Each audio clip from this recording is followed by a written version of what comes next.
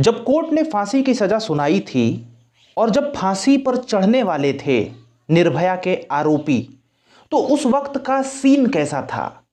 किस प्रकार से वो लोग जेल में बंद होकर के गिड़गिड़ा रहे थे? एक एक समय की कहानी मैं आज आपको सुनाऊंगा। वो दिन था 20 मार्च 2020 और आज ही के दिन सुबह 5:30 पर आरोपियों को फांसी की सजा सुनाई गई है। निर्भया का पहला पार्ट मैंने बनाया हुआ है, आप जाकर देखो कि निर्भया के साथ क्या होता है। आप देख करके हिल जाओगे। लेकिन अब देखो कि उनके दोषियों के साथ कोर्ट क्या करती है।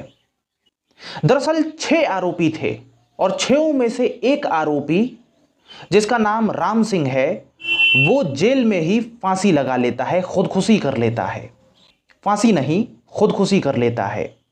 एक आरोपी नाबालिग होता है, जिस वजह से उसे 3 साल का जेल होता है और बाकी बचे 4 आरोपियों को फांसी होता है।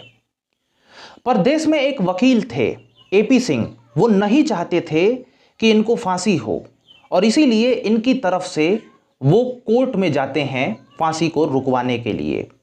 आज अंतिम दिन है और रात हो चुकी है। घड़ी में बज रहे हैं 10:30 और दिल्ली हाई कोर्ट में एक फैसला चल रहा है, क्योंकि एपी सिंह वहां पहुंचे हैं और दिल्ली हाई कोर्ट में आखिरी गुहार लगा रहे हैं कि हमारे जो भी मुवक्किल हैं इनको फांसी न दी जाए। दिल्ली हाई कोर्ट सुन रहा है, सुनते सुनते सुनते सुनते बहुत बात सुनता है और फाइनली दिल्ली हाई कोर्ट का कहना होता है कि हम इस फांसी को टाल नहीं सकते हैं, ये लोग फांसी के लायक ही हैं। और इस प्रकार से सबसे बड़ा झटका एपी सिंह को लग जाता है।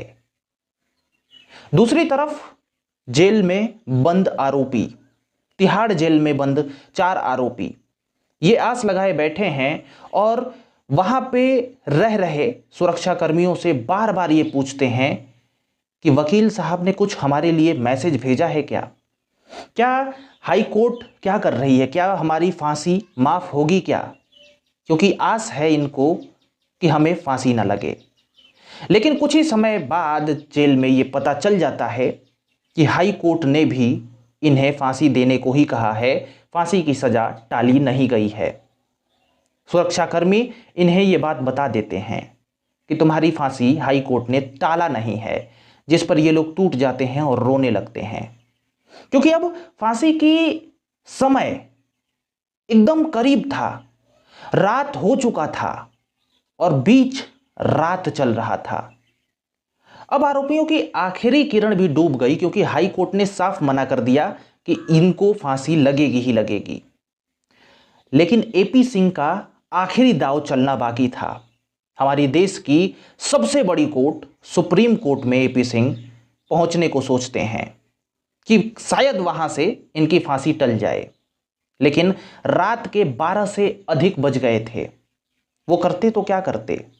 चारों आरोपी रो रहे हैं, लेकिन वकील भी यहां फंसे हुए हैं। किस प्रकार से सुप्रीम कोर्ट को रात में ही जगाया जाए और फैसला किया जाए कि क्या होगा इनके साथ। खैर, अब एपी सिंह उसी रात को सुप्रीम कोर्ट के रजिस्ट्रार के पास फोन करते हैं और इस मामले में सुप्रीम कोर्ट में सुनवाई की बात करते हैं। और उसी रात 1:30 बजे सुप्रीम कोर्ट के रजिस्ट्रार के घर पहुंच जाते हैं एपी सिंह और फिर सुप्रीम कोर्ट का registrar chief justice of India से बात करता है और चीफ जस्टिस ऑफ इंडिया ये तय करते हैं कि आज ही रात को 2:30 बजे सुप्रीम कोर्ट खुलेगी और फैसला लिया जाएगा कि उनको फांसी दिया जाए या ना दिया जाए। अब पूरे देश की निगाह सिर्फ इस बात पे थी कि सुप्रीम कोर्ट क्या करती है, क्योंकि देखो यहां पास में ही देखो 2:30 बजे सुप्रीम कोर्ट खुल रही है और उन्हीं दोषियों पर चर्चा हो रही है जो आज ही के दिन 5:30 बजे फांसी के तख्त पर चढ़ने वाले हैं। खैर, 2:30 बजे सुप्रीम कोर्ट खुलती है और 1 घंटे इसमें बहस होती है कि इन्हें फांसी दी जाए या ना दी जाए। और सुप्रीम कोर्ट भी यहां पर निर्भया के दोषियों को फांसी देने की बात करता है और जो फैसला था उसको बदलता या रोकता नहीं है। और अब यह तय था कि चारों आरोपियों को फांसी की सजा होगी। जिस प्रकार से हरदम ये पूछते रहते थे आरोपी जो बाहर सुरक्षाकर्मी लगे थे कि क्या कुछ खबर आई, और अब इन्हें यह भी खबर लग जाता है कि सुप्रीम कोर्ट ने भी फांसी की सजा टालने के लिए मना कर दिया है। अब इनके पैरों तले जमीन खिसक जाती है, क्योंकि अब घड़ी में समय तेजी से बढ़ रहा था, वक्त नजदीक आ गया था, कुछ ही घंटों की जिंदगी बची थी और सुप्रीम कोर्ट ने कह दिया कि इन्हें फांसी पर चढ़ाओ, फांसी इनकी टलेगी नहीं। अब एपी सिंह कुछ नहीं कर सकते थे, क्योंकि सर्वोच्च न्यायालय ने कह दिया कि फांसी तो लगनी तय है। अब घड़ी में बजते हैं 4 और किसी की आने की आहट सुनाई देने लगती है जेल में। सब लोग देखने लगते हैं और यहां पर जेल नंबर 3 के जेलर और मांडोली जेल से बुलाए गए 2 सीनियर स्टाफ जेल के अंदर आते हैं और फिर चारों आरोपियों के सेल में बारी बारी जाते हैं। सबसे पहले तो इन चारों को वो कहते हैं कि क्या चाय चाहिए, क्या चाय, सुबह हो चुकी है और चाय तुम पी लो। पर इन लोगों की रो रो करके एक ही गुहार थी कि हमें किसी भी प्रकार से बचा लिया जाए, हमें सिर्फ फांसी मत दो, उम्र कैद भले ही दे दो, पर फांसी से बचा लो। और ये सुनकर के जो आए थे जेलर या फिर जो भी लोग थे, वो इनको समझाते कि चुप रहो, अब जो होना है वो तो होगा ही, कोर्ट का ऑर्डर है।